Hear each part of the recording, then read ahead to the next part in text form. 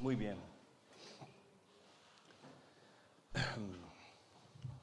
Imagínese un criminal que ha sido condenado, ha sido declarado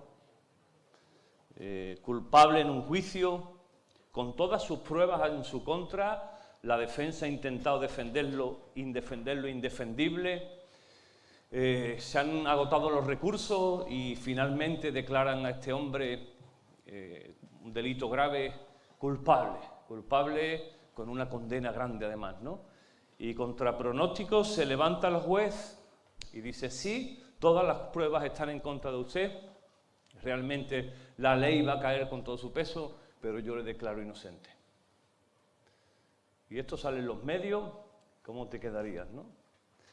Estás en una cola grande de esos días que llevas prisa y estás esperando en esa cola, una cola tremenda, como las que había en el COVID, ¿no? ¿Te acuerdas del COVID? Las colas del COVID. Y ahora llega uno por delante tuya, pasa toda la gente, y ante la atenta mirada de todo el mundo se pone el primero y, lo que es peor, el dependiente le atiende. ¿Cómo te sentirías, no?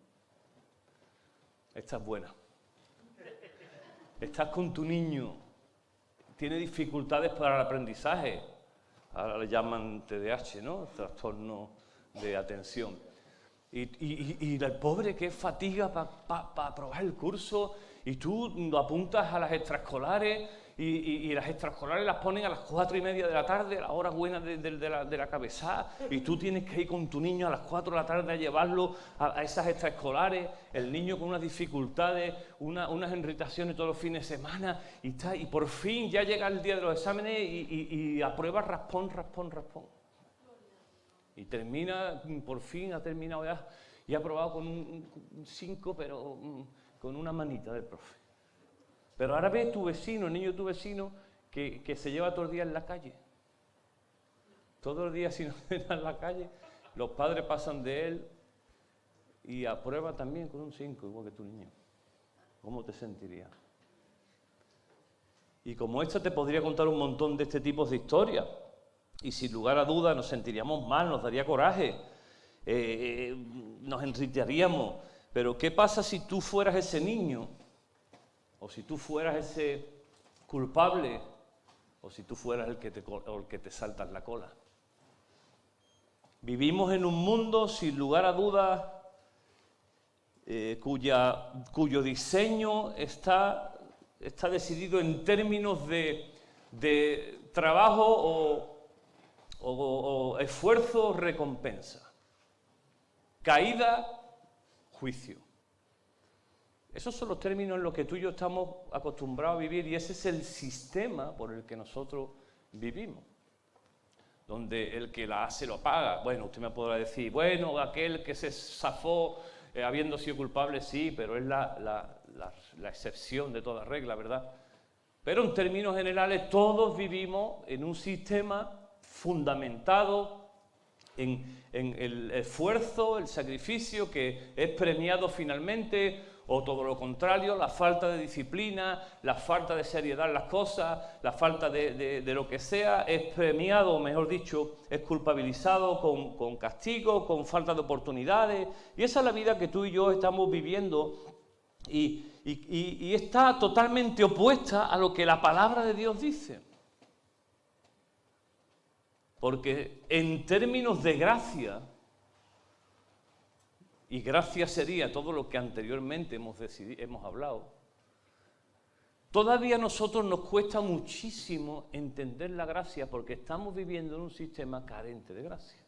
Y por eso cuando hablamos de gracia, y Javi la semana pasada hablaba de las cargas que uno tiene y cómo necesitamos soltar esas cargas para correr. Pero una de las grandes cargas que todavía un creyente de muchos años nosotros llevamos es la carga de la culpabilidad. Pero ¿cómo zafarse de esa carga? Cuando uno en términos humanos se dice a sí mismo incluso, estoy viviendo así porque lo merezco. Y ahora viene Dios con la palabra y te dice, aunque lo merece, yo te declaro inocente. La gracia de Dios. Pero claro, en nuestra mente, que está basada en términos humanos de la ley, aceptar la gracia para nosotros y lo que es más difícil, aplicar la gracia con el otro, es sumamente difícil, porque eso sí, aplicar la ley contra el que me afecta me encanta, pero más me encanta cuando alguien aplica la gracia sobre mi vida no mereciéndola. En una ocasión estaba viajando en los Estados Unidos y si has viajado alguna vez low cost significa tieso. O sea, te lo puedo decir en inglés, en español, pero en términos coloquiales es viaje de tieso, porque las maletas las tiene que... ¡Un lío! O sea, tú te crees que vas a tu tiplén y cuando llega allí te dice, no, la maleta de aquí a aquí la tienes que pagar aparte. Pero bueno, pues si yo ya he pagado el viaje, sí, pero fíjate la letra pequeña. Y la letra pequeña pone bolso de mano. Y tú llevas un maletón que tú lo coges con la mano, pero no se lo crees. ¿Ves? De mano. Y dice, de mano no, y lleva ahí metida.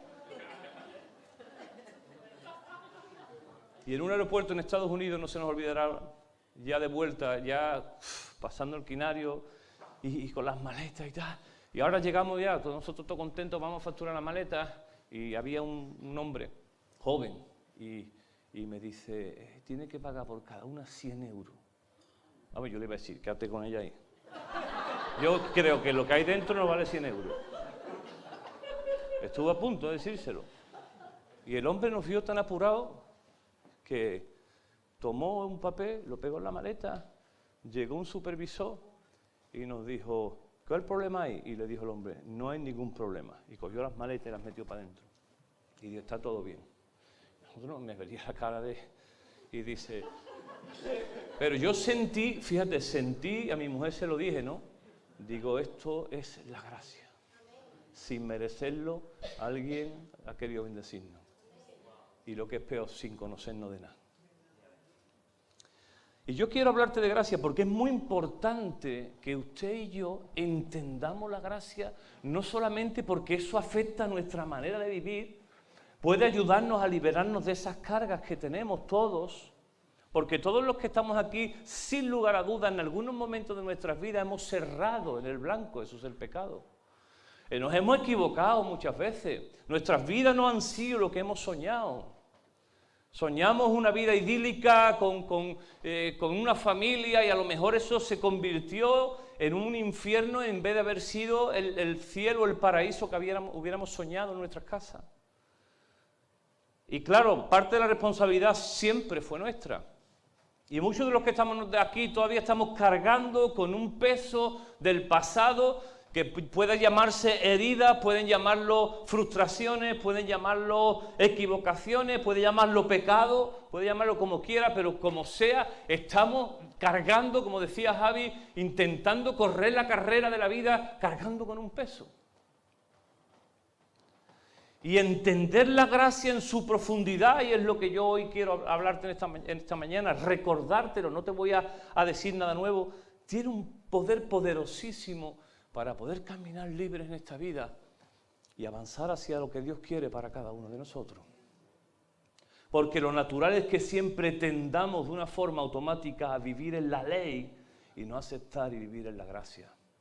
Aceptando y nosotros también siendo portadores de esa gracia. Hay una historia, porque fíjate qué interesante, que aunque el Antiguo Testamento está basado en la ley, ¿verdad? El Antiguo Testamento, desde el principio, desde Génesis, ya cuando entra pues toda la promesa de Dios al pueblo judío a través de Abraham, la simiente, vemos cómo la gracia se asoma. Pese a que el libro, el Antiguo Testamento está regido por la ley, ¿verdad? La ley que instituye Dios, que era la única manera que había de acercarse al Señor, cumpliendo un montón de cosas. Y si usted va a la ley y va leyendo la ley, hay cosas muy duras, muy difíciles. Hay cosas en la ley súper difíciles, bueno, tan difíciles que era imposible cumplirlas. Pero la gracia asoma de vez en cuando. Y aún mismo vemos tipos de Jesús en el Antiguo Testamento, aunque Jesús no aparece en el Antiguo Testamento, obviamente, pero vemos como su cabeza asoma a través de historias de gracia. Y vemos cosas incomprensibles que no tienen mucho sentido porque obviamente alguien tachó la gracia de escandalosa. ¿Cómo no? De tal manera que el ladrón que estaba al lado de la cruz se salvó por los mismos méritos que Pablo, que dio su vida. Los mismos méritos ¿cuál mérito? Los de Cristo en la cruz. ¿Eso es escandaloso? Te dejas la piel sirviendo al Señor en tu vida, sufriendo penalidades muchas veces, negándote a muchas cosas, porque obviamente la vida cristiana tiene que ver con la negación personal. El que quiera venir en pos de mí, niéguese a sí mismo. Negarte a ti mismo es negarte a tus sueños, negarte a tus placeres, negarte a muchas cosas. Y ahora uno está viviendo ahí, sufriendo por el Evangelio, tirando para arriba, para abajo, llega por fin, casi arrastra, y ahora uno, un segundo antes de morirse, confiesa al Señor en su corazón, se dice perdón, y tú te llegas allí al cielo y está al lado tuya. Y tú además, tú lo conoces, porque era un sinvergüenza que tú conocías del pueblo, y dices, ¿y tu casa aquí? ¿Casa aquí, hijo? Y el Señor se volvería y le diría, por lo mismo que tú, es mi sangre clavada y derramada en favor de Él y tuya. Por eso la gracia, en términos humanos, es tan difícil de entender. Y hay una historia muy conocida que todos hemos escuchado en algún momento de nuestra vida, de un hombre que se llamaba Mefiboset. Se ha predicado muchísimo de esto, yo voy a tomar esta escena también, aunque le voy a dar un giro, porque pudiéramos quedarnos simplemente en la parte bonita, pero hay un giro un poquito más adelante que muchas veces no se predica, y yo quiero agarrarme a ese giro, para hacerte la historia, sobre todo para los que no están familiarizados con la palabra. El pueblo de Dios pide un rey, pide a Dios un rey como los otros pueblos. Tenían jueces en aquel tiempo, eran hombres que legislaban de parte de Dios los asuntos, y el pueblo dice, no, nosotros queremos un rey, igual que los otros. Y dice Dios, no, un rey no, los reyes no son buenos. El rey normalmente siempre va a querer oprimir al pueblo, ese es el corazón humano. Y el pueblo dice, no, nosotros queremos un rey, igual que los otros, queremos un rey. Pero no, es que tenéis jueces, gente con mi corazón, que es lo mismo. Yo quiero gobernar sobre ustedes, ya, pero queremos un rey.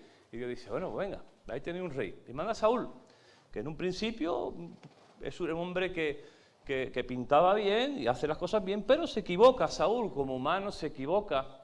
Y Dios tiene que retirar el reino de Saúl, se lo tiene que quitar, y empieza Dios a buscar y ve a alguien que no puntuaba la gracia, y vemos más o menos la gracia también. Ahí estaban los hermanos de David, que eran fuertes, eran guerreros. El padre tenía a David allí como escondido. Isaí se llamaba el padre, ¿verdad? Y allí tenía como David, que estaba el pobre allí. Entonces llega el profeta y dice, mira, que vengo aquí a ungir a un rey. Dios me ha dicho que aquí, en tu casa, Isaí, está el futuro rey. Saúl todavía en vida. Y entonces eran a desfilar por allí los hijos, no, este no es. Y ya dice, ¿te queda alguien más por ahí? Dice, bueno, hay uno ahí que está ahí, que cría ovejas, pero no creo yo que cabe, tráemelo. Y llega David allí con el olor de oveja, allí y dice, ¿qué es lo que pasa aquí? Y entonces llega el profeta y dice, este es el futuro, este es. Porque yo no he visto solo lo de fuera, yo he visto su corazón. Y unge a David, que es un niño, lo unge allí, el aceite cae sobre el cuerpo, sobre la cabeza de David, y ahí comienza la andadura. Pero llega David allí, por una historia, se te lo corta, Goliat y demás, y ya llega a palacio David está en palacio. Está en palacio porque por una gesta que ha tenido, ha matado a Goliat, que acuérdate de la historia, estaba allí todo el pueblo y el gigante, todos los filisteos allí metiéndose y llega David, que era un niño, y dice, pero este incircunciso, ¿qué es lo que hace? Metiéndose con los... ¿Cómo es esto posible? No hay nadie que le cierre la boca a este tío. Y entonces se intenta poner una armadura y va allí con una onda, le da la cabeza y lo tira y le corta la cabeza. Y allí todo el mundo diciendo, pero ¿este niño quién es? Todos cogen a David, lo meten a palacio, el rey comienza a amargarse porque tiene ya problemas profundos espirituales, y cuando David tocaba el arpa, dice la palabra que los demonios salían, o por lo menos dejaban y David está en palacio. Pero ahora ocurre una cosa, que Dios levanta a David y comienza a darle, a ayudarlo, a bendecirlo, y David comienza a matar filisteos, y entonces había una canción, ¿te acordáis de la canción, no? Saúl mató a sus 1000, pero David mató a sus 10.000. Y entonces, claro, el rey se mosquea y dice, ¿cómo que dice la gente por ahí? ¿Que qué? No, que tú mataste a 1000, pero que es que David ha matado 10.000. En otra palabra, David te parte la pana. O sea, David es la caña. David es él. Empieza a encelarse el corazón de Saúl, porque obviamente hay una persecución con David. Y David entra en un pacto de amistad con Jonatán, o Jonatán mejor dicho, con Jonatán, que es el hijo de Saúl, el príncipe heredero, el que va a heredar el trono. Y David entra en una relación de amistad, y entonces ahí se promete una amistad eterna, y dice, oye, pase lo que pase, porque David se tiene que pirar, pase lo que pase, tú y yo siempre estaremos unidos en esto, pero ya no solo nosotros, sino también las generaciones, nuestros hijos serán amigos siempre. Velaremos el uno por el otro. Caen en la batalla Saúl y cae Jonatán también en la batalla, y David es elegido como el nuevo rey de Israel. Normalmente, cada vez que un rey entraba, normalmente lo que hacía el otro rey es que aniquilaba por completo lo que quedara del otro rey. El rey, en aquellos tiempos, se preocupaba de ver quién quedaba de la familia del antiguo rey. No vaya a ser que se levanten, no vaya a ser que quieran usurpar el trono. Y lo normal que ocurría era eso. Se levantaba un rey y buscaban toda la familia, los herederos, lo que quedaba por allí, y lo fulminaban, para que no hubiera ningún tipo de levantamiento. Pero David es diferente, y en el corazón de David hay una deuda. Y hay un niño que está ahí, que tuvo un accidente, se llama Mefiboset, y es que Mefiboset era un niño pequeñito. Fíjate, su nombre Mefiboset es muy bonito, porque Mefiboset significa el guerrero, el valiente, el que pelea.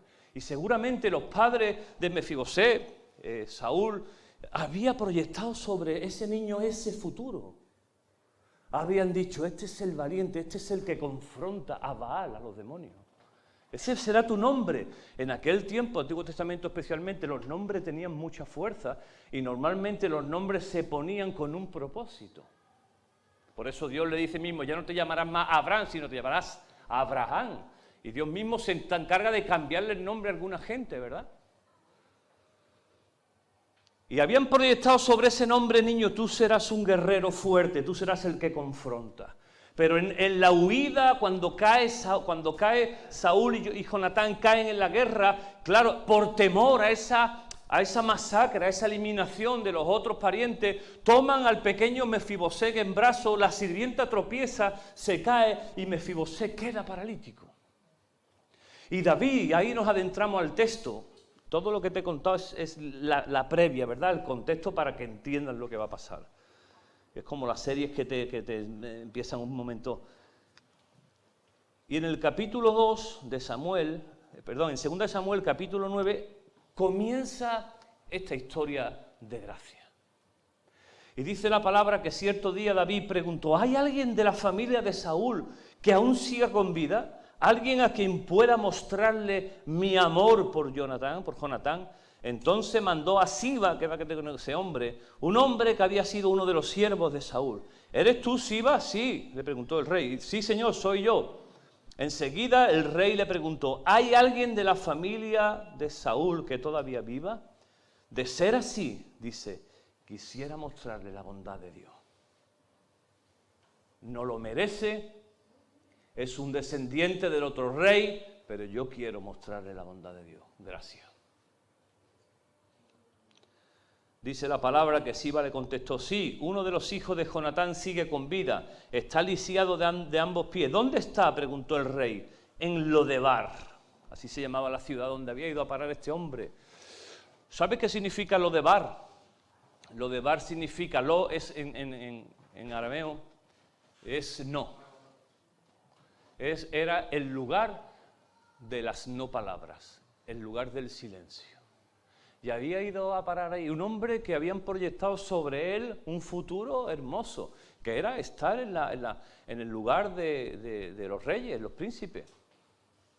Sin embargo, la vida las circunstancias lo habían relegado a un lugar de silencio, donde no solamente había silenciado su forma de vida, porque obviamente era un hombre lisiado. Imagínate, si hoy para una persona con una discapacidad es difícil una vida normal, imagínate en aquel tiempo sin recursos, sin sillas de ruedas como lo que traía hoy la niña de Elena.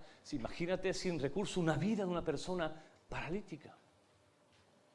Pero no solamente, sino que su futuro, el futuro que habían proyectado sobre él también estaba en silencio. No sé si te ha pasado alguna vez, Antonio, el silencio de Dios.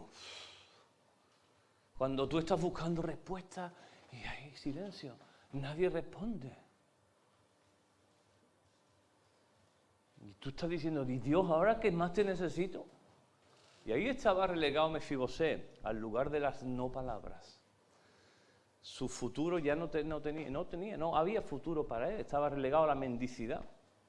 Y así mismo se ve él, ¿verdad? Y David dice, en la palabra del Señor, mandó a buscarlo a la casa de Maquir, hijo de Amiel, y entonces David mandó a buscarlo, lo sacó de la casa de Maquir. Su nombre era Mefiboset, era hijo de Jonatán, nieto de Saúl. Cuando se presentó a David, se postró hasta el suelo con profundo respeto. ¿Cómo no? Mefiboset no sabía si estaba invitado allí a una fiesta o a que le dieran matariles. Por eso dice la palabra que con profundo se tiró al suelo. Saludos, Mefiboset. Mefiboset respondió, yo soy su siervo. David lo ve aterrorizado, obviamente, por las circunstancias, y dice, no tengas miedo. Mi intención, gracias de Dios, es mostrarte mi bondad, porque lo prometí a tu padre, Jonatán.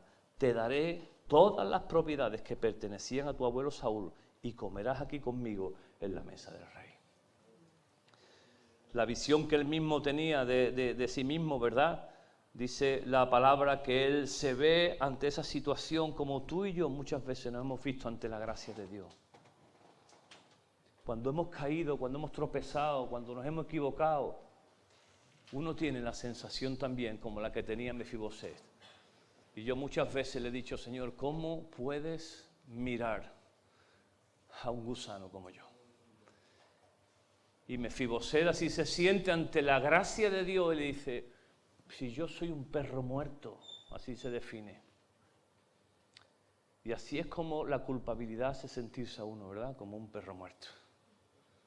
Un perro y muerto. O sea, nada. Y dice la palabra del Señor que entonces el rey llamó a Siba, al siervo de Saúl, y dijo, le he dado al nieto de tu amo todo lo que pertenecía a Saúl y a su familia. Tus hijos y tus siervos cultivarán la tierra para él, para que produzca alimento para la casa de él, de Mefiboset. Pero Mefiboset, el nieto de tu amo, le dice, comerá aquí en mi mesa. David en aquel momento tenía 15 hijos y Mefiboset fue adoptado como uno más de ellos. Solamente a la mesa del rey, iban los hijos. Y Mefiboset, sin merecerlo, fue llamado a la mesa del rey todos los días. Y eso habla de la gracia, que la gracia del Señor no es por un ratito, la gracia del Señor es mientras uno tenga vida. Todos los días le dice, tú comerás aquí en la mesa. Imagínate, hay una foto por ahí que también la he puesto, que la vi, no, la siguiente. Es una silla vacía, es un lugar frío, es un lugar sin futuro, una habitación, además, sin muebles, sin ventana, suelo sucio y una silla vacía. Y así quedó la habitación donde Mefiboset vivió por muchos años, para venir a sentarse ahora a la mesa del rey. Así estábamos nosotros antes, en una habitación fría, sin futuro, pero Cristo nos llamó a la mesa. Sin merecerlo. Dice la palabra del Señor, Efesios. Ustedes antes estaban muertos a causa de su desobediencia y sus muchos pecados. Vivían en pecado igual que el resto de la gente. obedeciendo al diablo, el líder de los poderes del mundo invisible, quien es el espíritu que actúa en el corazón de los que se niegan a obedecer a Dios. Esa era nuestra definición, nuestra descripción. Unos más y otros menos.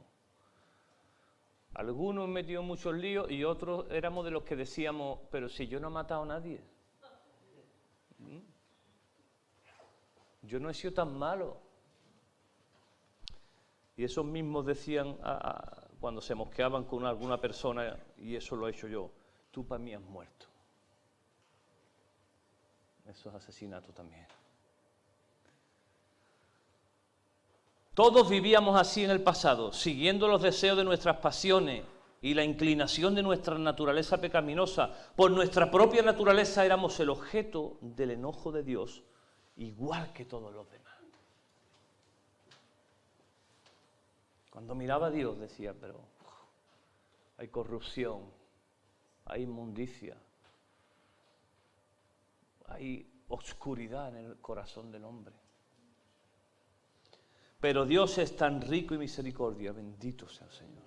Y nos amó tanto que a pesar de que estábamos muertos por causa de nuestros pecados, estábamos ahí en lo de bar, dice la palabra, nos dio vida cuando levantó a Cristo de los muertos. Por eso es por gracia de Dios que ustedes han sido salvados, no es por nuestros méritos. Pues nos levantó de los muertos junto con Cristo y nos sentó con Él en lugares celestiales porque estamos unidos a Cristo Jesús, de modo que en los tiempos futuros, hoy, Dios puede ponernos como ejemplo de la increíble riqueza de la gracia y la bondad que nos tuvo, como se ve en todo lo que ha hecho por nosotros, que estamos unidos en Cristo Jesús. Nosotros somos ahora ejemplos vivos de la gracia de Dios. Por eso cuando uno testifica o debe de testificar, uno tiene que hilar muy fino cuando uno habla de sí mismo, porque al final uno siempre tiene que volver a la gracia y decir, todo eso ha sido en mi vida por la gracia de Dios.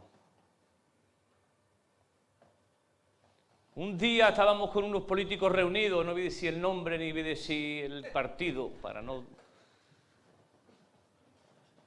Y entonces vinieron ahí a una tienda solidaria que teníamos y empezamos a hablar de, bueno, de lo que ellos entienden, el lenguaje de ellos, obra social, y estamos nosotros hablando.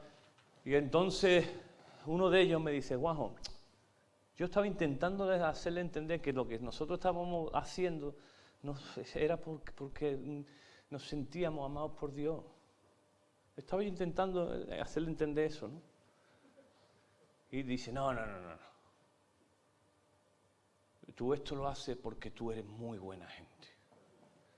Y lo miré a los ojos y digo, yo soy un cable caído.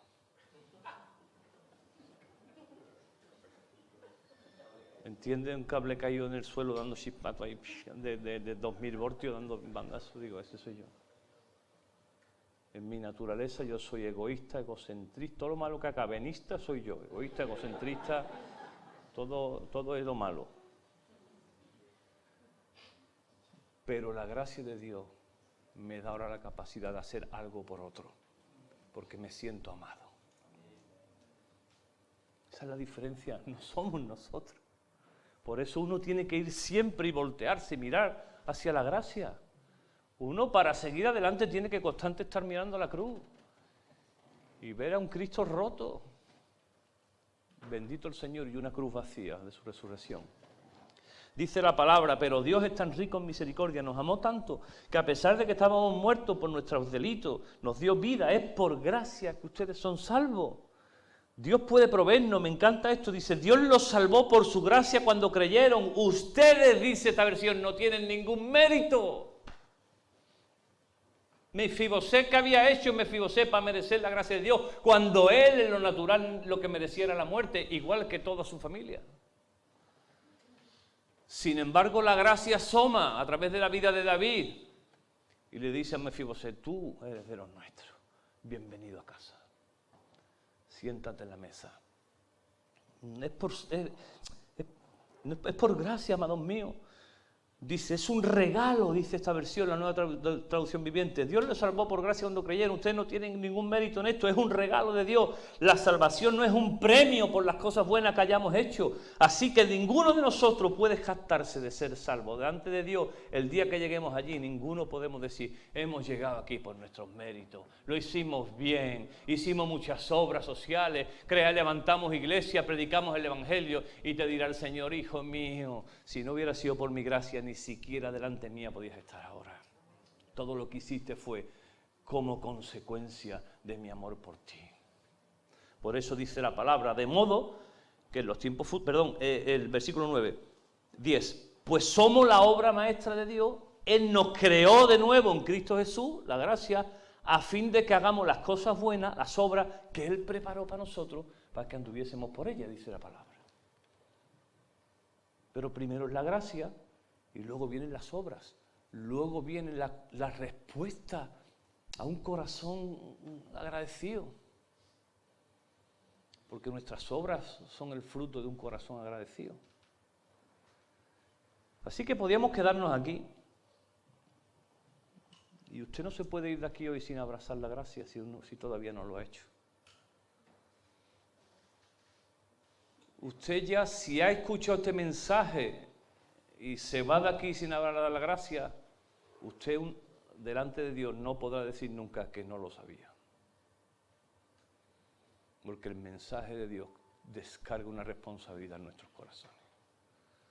Y si usted no ha aceptado esto en su vida, en su corazón, usted el día que se presente delante de Dios, habrá gente a este lado, asesinos, inmundos, gente que ha hecho el mal, de todo.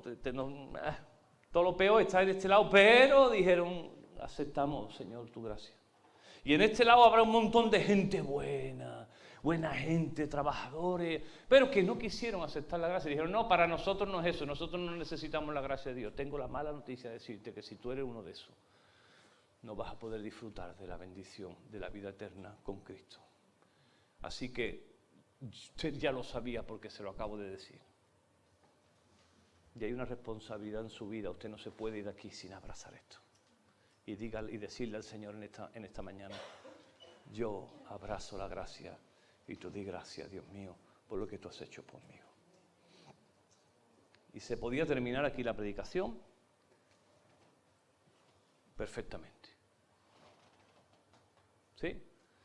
Pero como en toda vida de creyente llegan las pruebas y las dificultades, y no iba a ser menos para Mefibosé. Mefibosé, el hombre se pensaba, yo ya aquí, mi mesa, Mefibosé en la mesa era como los demás, porque como estaba cubierto por la mesa no se veían sus pies. Y cuando el rey lo miraba como uno más de ellos. Nuestros pies y nuestras faltas están cubiertas no por una mesa, sino por una sangre derramada en el Calvario. Y cuando Dios nos ve, ya no nos ve lisiados. Pero como a toda persona que camina con el Señor, porque cuando ya camino con el Señor ya todo va bien, ¿no? ¿Sí o no? A ver, los que llevan tiempo caminando con el Señor. Ya se acaban los problemas. Usted se entrega al Señor y se acaban los problemas, ¿verdad? La hipoteca se paga sola, Tú vas al banco, mire usted, me ha entregado al Señor. Y te dice el del banco, ¿y qué? No, que yo ya no voy a pagar más hipoteca ni más nada. Pues yo ya soy feliz, Y te dice el banco, ¿tú dónde te has escapado? Entonces, entonces tú vas a tu casa, que tienes allí unas luchas con tu familia y tal, y tú dices, chavales, ya aquí se acabó el problema, hemos aceptado al Señor, y entonces ya todo nos va a ir de maravilla, así que ya todo el mundo bien, y no. Y vas a tus compañeros de trabajo, aquí ya no va a haber más bronca en el trabajo, pues yo soy cristiano. Y aquí ahora ya, a partir de ese día, ya todo tranquilo. El Dani, que es policía, mi gente, el Dani, llega allí a la comisaría, chavales, aquí no va a haber ya problema ninguno, porque ya estoy aquí y que soy cristiano. No es... Eso pasa en el imaginario de muchos cristianos que no han entendido nada del Evangelio. Aquellos que hablan de la prosperidad. Ese tipo de cristianismo que habla de que tú eres el campeón. ya todo te va a ir bien. Los que andamos ya peinamos cana, sabemos que eso no es así. Y para Mefibosé no iba a ser menos. La fe de Mefibosé también iba a ser probada. Y hay una escena un poquito más adelante que vamos a adentrarnos y a la que muchos predicadores nos adentran, pero yo me voy a adentrar porque es muy importante lo que pasa. Las cosas se ponen mal en texto. Vuelvo otra vez a darle un poquito así como cámara rápida para que entienda lo que pasa. Claro, no puedo coger todos los textos, no me da tiempo. Pero entonces llega Absalón. Absalón, el hijo de David, y crea una revuelta. No le pondría ese nombre por revoltoso, ¿no? Ven. Y crea una revuelta, quiere erigirse como nuevo rey sin unción, sin mandato de Dios, porque él era bello, era hermoso. Ahí se crea unas de estos de palacio ya, y Absalón quiere subir al trono, y bueno, se lía ahí una increíble. David tiene que combatir a su propio hijo con todo el dolor de su corazón. Es muy trágico, es un momento muy trágico. Y ahí está Mefibosé, siendo parte de la familia. Mefibosé está sufriendo también sus carnes lo que está pasando. ¿Y qué ocurre? Vamos a ir al texto, porque es muy interesante lo que ocurre. Dice la palabra en 2 Samuel 16, hemos avanzado, que David pasó un poco más allá de la cima del monte de los olivos. Siba, escucha, Siba, el siervo de Mefibosé, acuérdate, David le dice a Siba: oye, a partir de ahora todo lo que tenía Saúl es de Mefibosé, y tú y tu familia tenéis que servirle. Todo lo que produzca el campo, todo lo que, porque ustedes sois siervos, no va a faltar nada, pero todo lo que era de tu señor ahora es de él, y tú tienes que trabajar para él. ¿Vale? Sí, perfecto, rey. Me encanta la idea. Vale, y ahora Siba, dice la palabra del Señor, que lo estaba esperando, tenía 2 burros cargados con 200 panes, 100 racimos de pasas, 100 ramas con fruta de verano y un cuero lleno de vino. Entonces el rey le pregunta a Siba: ¿y esto para qué es? Los burros son para que monten los que acompañan al rey, dijo Siba, y el pan y la fruta son para que coman los jóvenes, el vino es para los que se agoten en el desierto.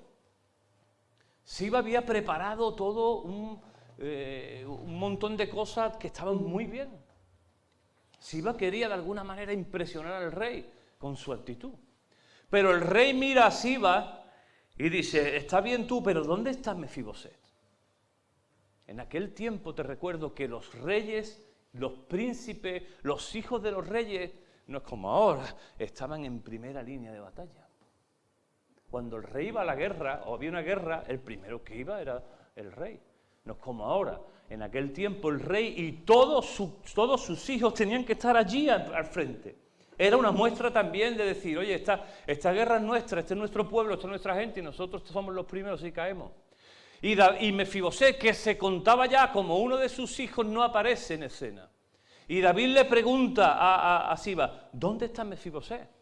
Fíjate lo que dice Siba. Dice: se quedó en Jerusalén. Contestó Siba, dijo: hoy recobraré el reino de mi abuelo Saúl. Eso era muy grave. Fíjate lo que dice este Siba que dijo Mefibosé. Dice que Mefibosé dijo: yo me quedo en Jerusalén. Hoy, como David va a caer en la guerra, yo me voy a quedar hoy con su trono. Imagínate qué duro y qué palo para el corazón de David con lo que había hecho. Sigue la historia y dice que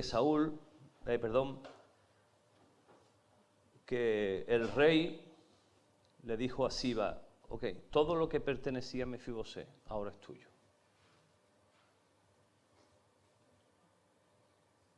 ¿Eso sería ley o gracia? ¿Ley o gracia? Ley. Por los méritos que has hecho, lo otro era gracia. No había hecho nada, qué bonito, no había hecho nada a Mefibosé y le fue dado todo. Este, que había hecho algo, entre comillas, le fue dado ahora lo que a Mefibosé se le quitó, por ley.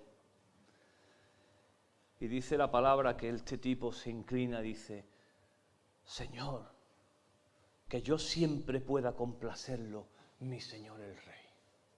Y ahí se queda la escena, ¿no? qué palo para Mefibosé. Pero vamos a descubrir realmente qué es lo que ocurrió, porque podíamos quedarnos ahí y entonces entrar nosotros en juicio también desde la ley y decir, hay que ver Mefibosé, hay que ver con lo que él hizo, con lo que el rey hizo. Pero espérense un momento, dice la palabra del Señor un poquito más adelante, segunda de Samuel 19:24. Ahora bien, Mefiboset, el nieto de Saúl, descendió de Jerusalén para encontrarse con el rey. ¡Wow! Ahora vamos a entrar en una escena muy difícil. Yo quería estar allí, pero él no me lo permitió. Ensilla mi burro para que pueda ir con el rey, pues usted sabe, soy lisiado, yo no puedo por mis propios cuerpos. Ayúdame, le preguntó, y dice que Siba me calumnió cuando dijo que me negué a venir, pero sé que mi señor el rey es como un ángel de Dios, así que haga como mejor le parezca. Mefiboset no había vuelto a su vida, Mefiboset estaba de luto, sufriendo por su señor. Él hasta que no viera al rey no quiso comer. Y vemos en la palabra muchas veces que los lutos así se hacían en aquel tiempo. Vemos a David que cuando cae con aquella mujer y el profeta lo confronta y su hijo muere, vemos que David dice la palabra del Señor que no comió, ni se duchó, ni bebió todos los días que el niño estuvo enfermo. Y por tanto vemos que Mefiboset estaba de luto. Le importaba lo que su señor estaba haciendo y dónde estaba. Mira lo que dice la palabra. Vamos terminando. Haga usted como le merezca. Yo no era nada, como usted crea, lo que me corresponda acá conmigo. Mira qué bonito lo que pasa aquí. Todos mis parientes y yo solo podíamos esperar la muerte de su parte, mi señor, pero en cambio me honró al permitirme comer en su propia mesa. ¿Qué más puedo pedir? Ya dijiste suficiente, respondió David. Y ahora vemos algo muy curioso que pasa en esta escena. Es que David representa el cambio, las dos partes, porque él dice, ni ley ni gracia, la mitad para cada uno. Y en esta escena vemos la transición entre la ley y la gracia, pero el desenlace es brutal. Dice la palabra del Señor, adelante, mira lo que dice Mefiboset. Si algo había aprendido Mefiboset en su corazón era la gracia, porque él no siendo nada se le fue dado todo. Siba merecía por la ley que se le quitara todo, pero como Mefiboset había aprendido gracia, le dice, con que usted está salvo, estoy satisfecho con que usted vuelva y esté salvo, mi señor. Y el siguiente, ¿está? Si no te lo digo yo. Dice Mefiboset,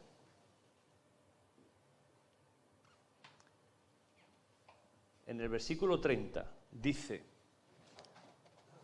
désela toda a él.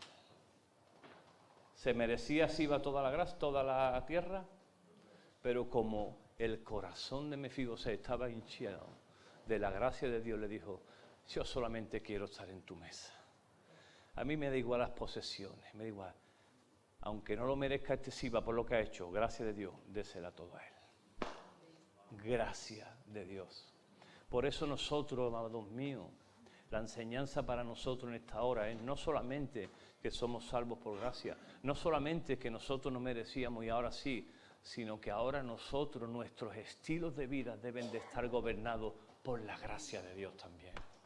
De tal modo que cuando se actúe con nosotros mal, cuando se nos afrente, cuando tengamos la razón, cuando clamemos por justicia, siempre pensemos que un día nosotros, que éramos injustos, nosotros que nos habíamos equivocado, hoy podemos decir que estamos por la gracia de Dios sentados a la mesa. No puede ser, amados míos. El Padre nuestro clama, perdona nuestras deudas, como nosotros. Y yo añadiría, deberíamos perdonar a nuestros deudores.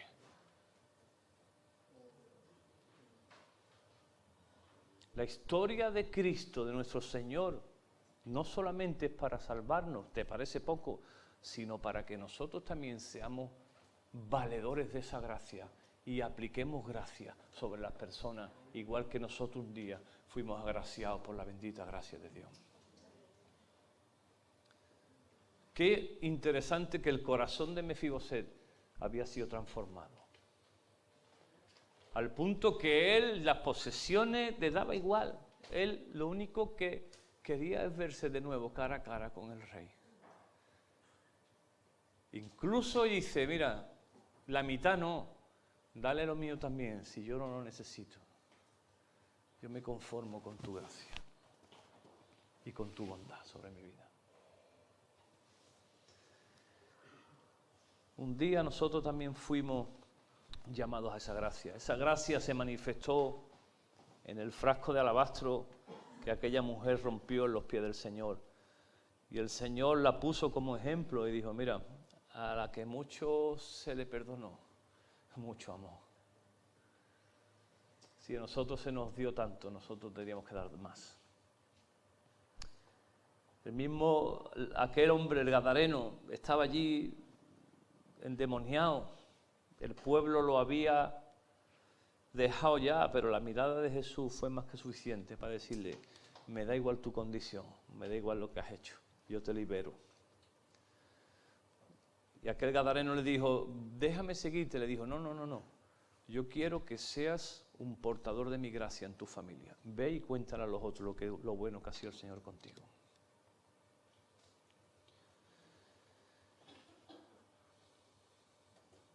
Por eso, amados míos, cada uno de nosotros podemos estar en este lugar aquí hoy, porque la gracia del Señor nos visitó.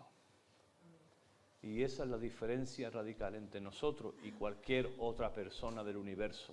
No somos nosotros, no te lo creas, es la gracia del Señor. Por eso hay expresiones que a mí me arde el corazón cuando escucho a gente hablar de la gente del mundo, con desprecio, ¿no? Porque los mundanos, y yo leo que de tal manera amó Dios al mundo. Y a veces nos erigimos nosotros como supremos morales, pero como dice el salmista Alejandro Sanz, cuando nadie nos ve. Cuando nadie nos ve. Puedo ser o no ser. A mí no me queda otra cosa que adorar el nombre de Jesucristo.